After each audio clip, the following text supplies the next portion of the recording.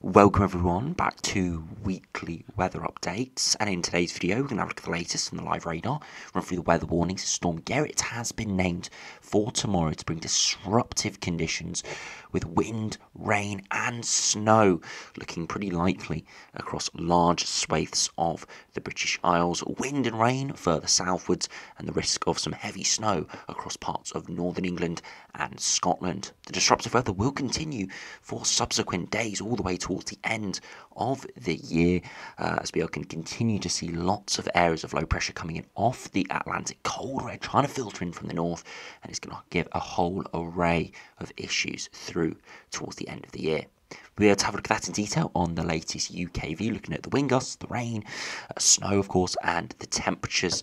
As I said, it's going to be really up and down over the coming days. And then, of course, we'll have a look at the prospects as we head into the new year. Because, of course, many of you may have known if you've watched the last few videos, it is looking very likely now that we see a major southern stratospheric warming into the first week of January. And a lot of the runs are showing a split in the polar vortex, something we haven't seen since 2018. And if that did occur, then it's looking really possible we could see some really quite cold weather as we progress through January, with some major blocking patterns and lots of the longer range charts, including ensembles, and are starting to show a tropospheric response to the southern stratospheric warming.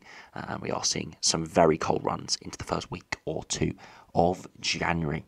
So do remember, if you enjoy my videos, which you like and subscribe, and remember to follow me on Twitter as well, the link's in the description. Now, if you start on the live radar, it's actually a pretty quiet day today.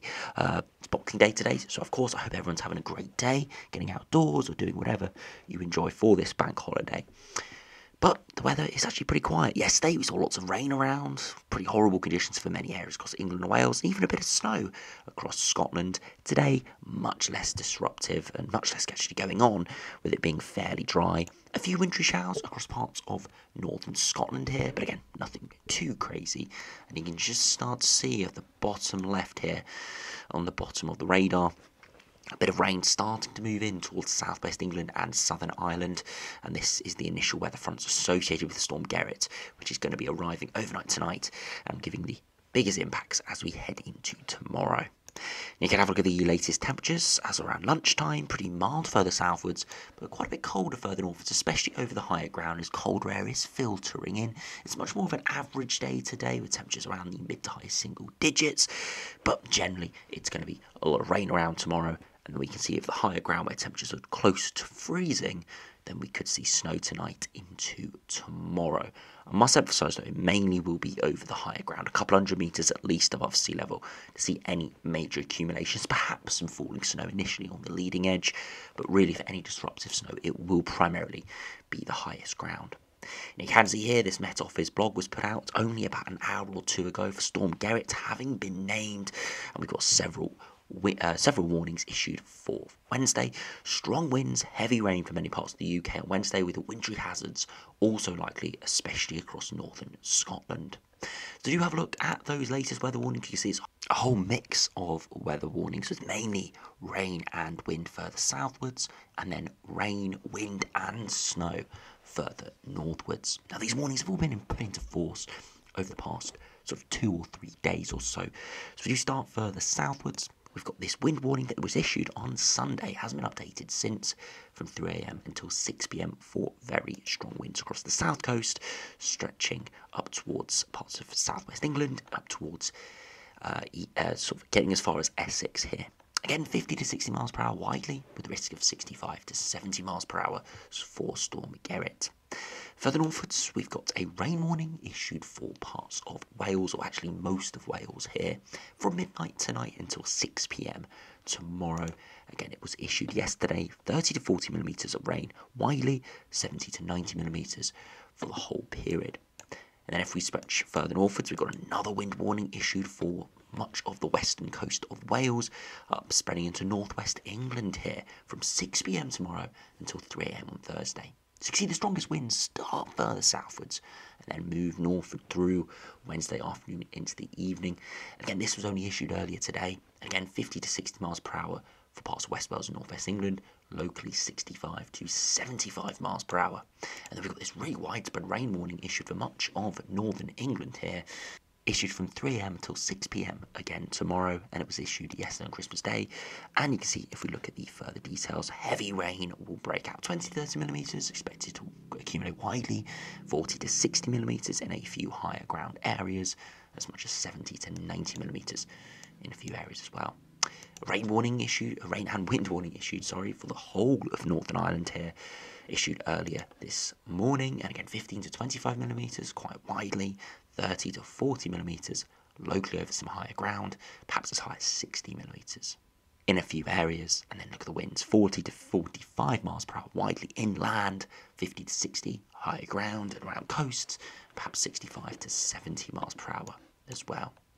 And then if we head into Scotland, we've got a widespread rain and snow warning covering much of central, northern and eastern Scotland. Heavy rain and snow associated with Storm Gerrit may result in disruption. Again, this was issued earlier this morning, earlier this morning.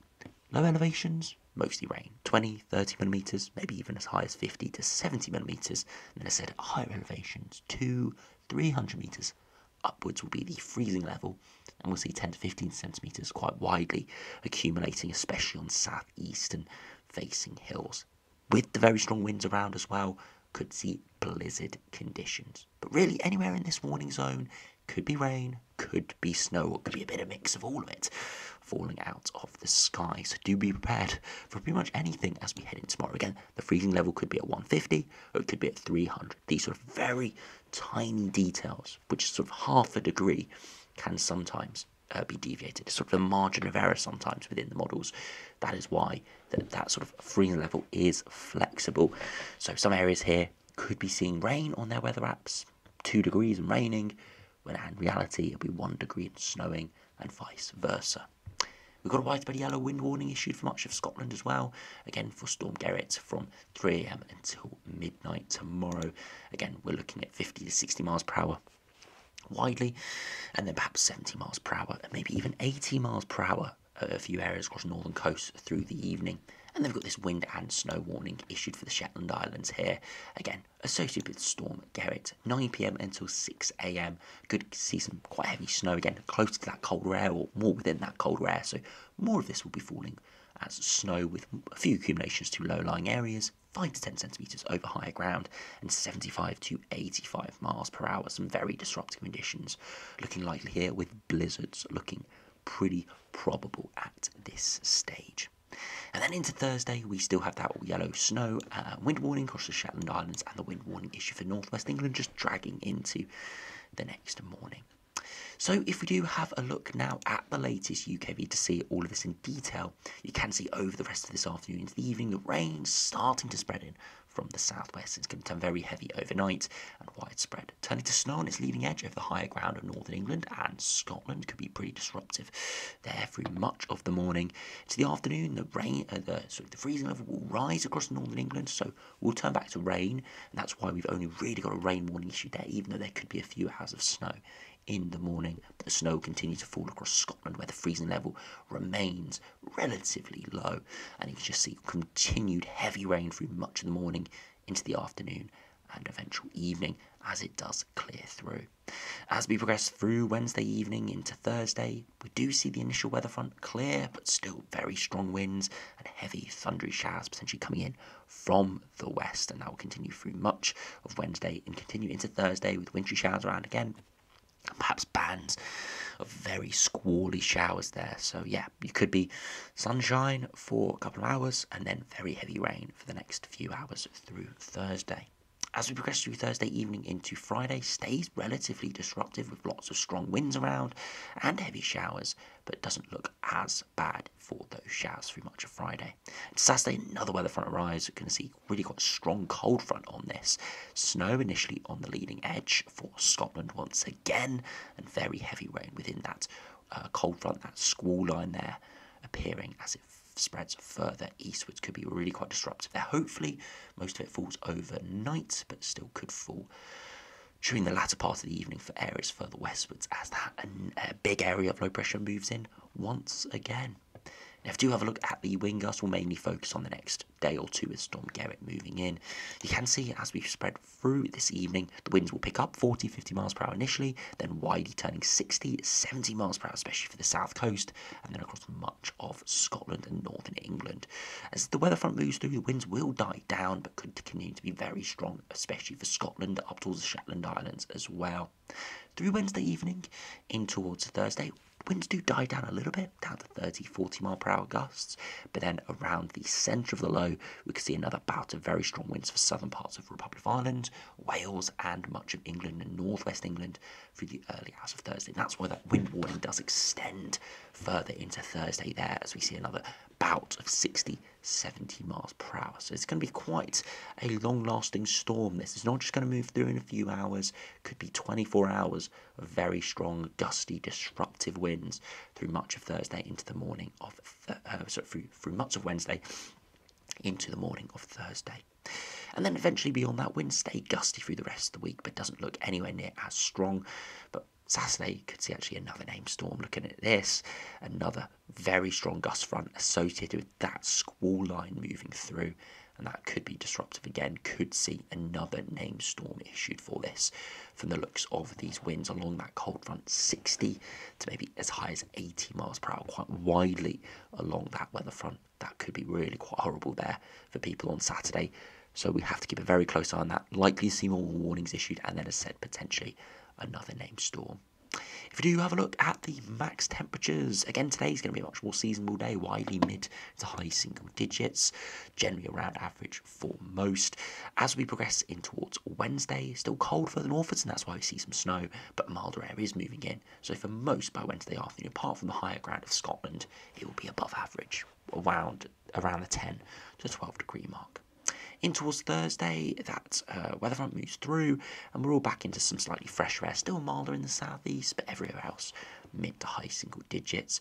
And then as we head into Friday, cold air again dominates further northwards, and it is fresher for all, so very much up and down temperatures over the coming days. And then as we head into Saturday, could be really cold across much of Scotland there through Friday evening, down towards sort of minus 10 to minus 15 as some very cold air gets embedded there with some snow cover. Temperatures could plummet, and then as we head into Saturday, could see some snow initially on the leading edge of the weather front, but as we progress into Saturday afternoon, warmer air will move in, so much of that precipitation will turn more to rain. But you can see very up and down conditions over the coming days, and we have seen a trend in the last day or two for the models to track the jet stream slightly further southwards, perhaps towards the end of the year and start of January. So it could mean that freezing level does slowly drop over the next couple of days. So at the moment, if you're looking at this and you're seeing your 3 or 4 degrees and rain falling out, falling out the sky, there is a possibility within the next day or two for that to trend more towards a mix or even towards snow. And we'll see that actually on the ECMWF, which does produce some big snow events towards the start of the new year. But I'm pretty sceptical of it, as it's very, very marginal at this stage. If you do have a look at the longer range though, we'll start on the latest GFS. We'll go through this quite quickly as we have concentrated on the immediate impacts over the coming days. But of course, it's good to keep up to date with the longer range runs, of course, with that southern stratospheric warming likely coming in. You can see the westerly winds continue over the coming days, but that jet stream is shifting further southwards across southern England or even into parts of northern France, which will allow colder air to seep in, and again could mean more winteriness over the coming days. So as we head into the new year, westerly winds do continue, but you start to see more amplification of the jet stream, perhaps blocking patterns starting to emerge. This latest GFS run is actually one of the least extreme runs I've seen in the past 2 days, as it only really builds a bit of a high pressure system over the top of us with some slack easterly winds, but nothing too crazy. If we actually go to the midnight run for this same time period and look right toward the extended range, look at that, a direct northerly straight from the Arctic, the minus 10 isotherm engulfing much of the British Isles. And if we do zoom in towards the surface conditions for the 10th of January, midday temperatures across much of central England, -3 or -4 for midday highs. That would be bitterly cold. Dew points down towards the -7 to -10 degrees. And if you have a look at the snow depth, look at that widespread snow cover. So that is what could be happening as we head into January. As I said, this is sort of a model run which has had a response to the sudden stratospheric warming. So we're going to see lots of these more extreme runs over the coming days, but it is incredibly interesting to see that. And we'll have to keep a very close eye. But the latest 6 o'clock run, not quite as bullish, with that in extended range, but nevertheless, still showing hints of that blocking moving in. Again, if we do go back to the northern hemisphere view, I just want to have a look at the update on the sudden stratospheric warming. If we go right to the extended range, you can see the split in the polar vortex there. You can see it's all compacted, and then eventually the polar vortex separates. And the best way to view the split is looking at the 10 HPA wind speeds. You can see there 2 lobes of polar vortex splitting, perhaps not as quite as a clean split as we've seen on other runs, but nevertheless a split being observed with a major sudden stratospheric warming occurring.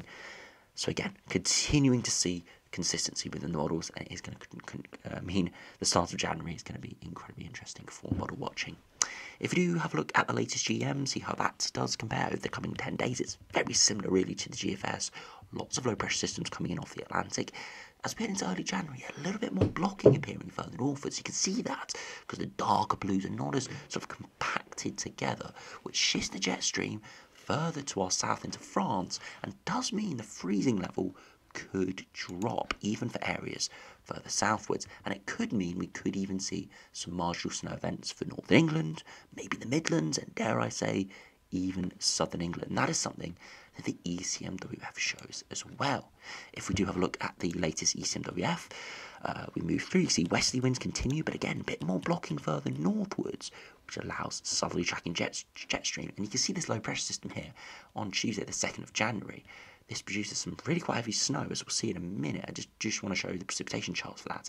And actually, the ECMWF here actually shows the starts of potentially a pretty potent little cold spell developing. Nothing crazy, but something that's quite unexpected and we haven't seen from the majority of runs this quickly. Again, it's difficult to say whether this is a more general weather pattern change or whether this is a direct impact of the sudden stratospheric warming. It's unlikely because the sudden stratospheric warming is really only taking place this week, in the first week of January, so it would be almost impossible to see the propagation this quickly.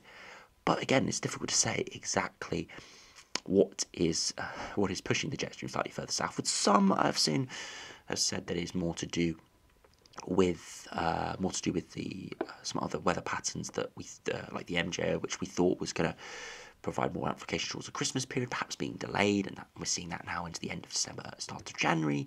But again, it's extremely difficult to say. The other caveat we have to take with this, as I've seen pointed out by the people online especially, is that over the Christmas period, of course, there's not as many flights, not as many people working, and all these weather models are automatic, but they do have to take real-life data, and they get a lot of that real-life data from either weather balloons or from aeroplanes. With less planes going off, less weather balloons in the air, they're more reliant off the very small number of planes in the sky, and of course of satellite imagery. So if there's less data going into the model, the accuracy does fall ever so slightly, especially in the longer term where uncertainty does build. So of course we have to take that into account, and it'll be interesting to see the next couple of days when more flights occur as the bank holidays end. Be interesting to see whether the models keep on this colder trend in the longer term, or do they go slightly milder. And of course I'm talking about the weather before any effects of the sudden stratospheric warming. If we do go over to WX charts and actually have a look at this ECMWF run, I do just want to zoom to the start of the new year, because look at this low moving in on the 1st and 2nd of January. It produces a major snow event for much of England and Wales, and again it looks pretty extreme there, lasting almost 24 hours of snow, but it's more extreme looking at the snow depth, showing a widespread snow depth of almost a foot, 20 to as much as 40 or even 70 centimetres there, from London all the way across to South Wales and southwest England. So that would be an extremely severe scenario if that did come off, but it just shows you this is only in around a week's time the ECMWF is showing this. So we're going to have to keep a very close eye on this sort of pattern. But again, it could all be to do with the uncertainty because of the lack of data that is coming into the models at this time. I I do just want to finish the video by having a look at the latest ensembles. The latest GFS are showing you the next week or two. It's going to be very up and down, especially from that 30th of December towards around the 5th of January. We've got massive uncertainty. Some runs very cold, which will include that sort of ECNWF run that produces heavy snow. Other runs are milder, so it is very uncertain. A couple of days ago, I was seeing calls that start for New Year's going to be incredibly mild. As said, the last couple of days has actually trended it colder again, or at least trended it more varied. So we will just have to see what early January has in store, but it does look fairly unsettled. Just we don't quite know where that snow line is going to be, whether it's going to be to our north, whether it's going to be across Scotland, or whether it's going to be perhaps even further southwards at times. The one thing though that is very noticeable from the GFS ensembles is from around the 5th, 6th, 7th of January onwards, once the sudden stratospheric warming has occurred, most of the ensemble members start to go cold, and some extremely cold. And the one thing we can infer from that is it is the hints of a tropospheric response coming from these ensemble members as a result of the sudden stratospheric warming. So we will just have to keep an eye on the longer term, but there's sort of kind of three major periods coming up over the next couple of weeks. We've got the next couple of days with Storm Gerrit and the impact with that. We've got from the weekend until into the new year with low pressures coming in, but we don't quite know where the -5 isotherm is going to sit. And then, of course, into the first full week or second week of January, where we could start to see the impacts of the sudden stratospheric warming. So there could be some major disruption over the next few weeks, or there could not be much at all. It is all very uncertain. It's going to be incredibly interesting to watch this. Now, this latest GFS ensembles, if we do compare to the latest ECMWF, a little bit less bullish, especially in the longer term, but you can see over the next couple of weeks, especially from the end of December to early January, very up and down. But as we head into the first full week or second week of January, definitely a colder trend, but only a few degrees below average instead of the 5-6 degrees below average like the GFS had. So less bullish with the impacts of the sudden stratospheric warming, perhaps not showing it quite yet in the ECMWF outlook, but we will just have to see. It is interesting though that the GFS runs are a little bit more pessimistic with exactly the timeline and the strength of the sudden stratospheric warming, whereas the ECMWF runs are a bit more bullish with the sudden stratospheric warming. But then at the surface, down in the troposphere, the GFS are a bit more bullish with cold weather, whereas the ECM haven't yet. So it is interesting seeing that, and we'll just have to keep looking and waiting for the models to align a bit more, and then we can start to say exactly what could be appearing into the early to middle part of January. But regardless of the SSW, that is still a week or two away at least. The next week or two, without any impacts of the SSW, is looking perhaps potentially disruptive, perhaps very stormy, as we're going to see in the next couple of days, and even wintry as well, especially for northern England and Scotland. Could see lots of snow events, and perhaps even further southwards, like the ECMWF did suggest. But I wouldn't guarantee that. I wouldn't look forward to anything like that yet, because there is, as I said, loads of uncertainty. It's going to be incredibly interesting to watch over the coming days, and it's all kind of ramping up just as we're into the Christmas period. So hopefully you're all having a great time, and hopefully this doesn't really disrupt your plans for the next week or so too much. But of course, I'll keep you updated with any of those weather warnings and any updates as we progress into the new year. So anyway, thanks for watching. Hope you enjoyed. Subscribe if you're new, and I'll see you again for another video soon.